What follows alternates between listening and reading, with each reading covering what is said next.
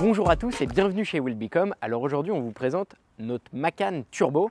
Alors on ne va pas parler du Macan dans sa globalité parce qu'on le connaît tous et on adore cette voiture pour ce côté un peu 911 rehaussé par rapport au Cayenne qui est vraiment un vrai SUV. Ça c'est plutôt un peu plus sportif.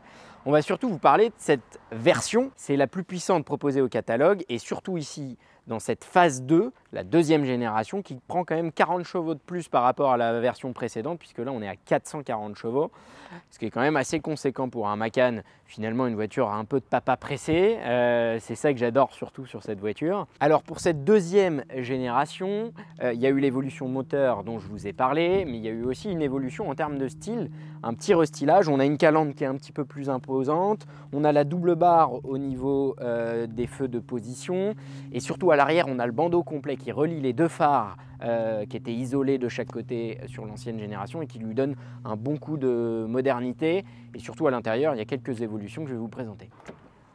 Alors, on se glisse à l'intérieur pour que je puisse vous présenter un petit peu la configuration de celui-ci qui est assez exceptionnelle.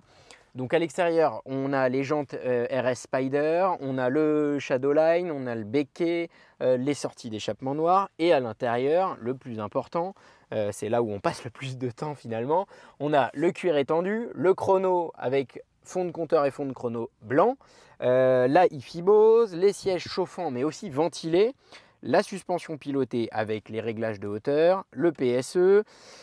Elle a aussi le ciel de toit en Alcantara, le grand toit panoramique, les écussons dans les appuis-têtes avant mais aussi arrière, les sièges 18 positions à mémoire, donc tout un armada d'options, même le régulateur adaptatif que j'allais oublier mais qui est quand même super appréciable sur un Macan où on est plutôt tourné faire de l'autoroute. D'autant qu'elle a aussi la caméra 360 et le keyless go avec ouverture et démarrage sans clé. Allez, je vous le démarre et puis je vous parle un peu de sa sonorité qui est quand même très sympa et qui a été énormément retravaillé par rapport aux anciennes générations qui étaient plutôt étouffées.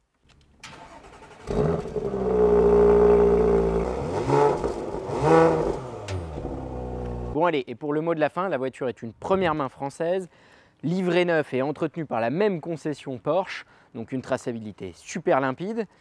Bon, si elle est toujours disponible quand vous regardez cette vidéo, n'hésitez pas, franchissez le cap et sinon on vous en trouve un autre.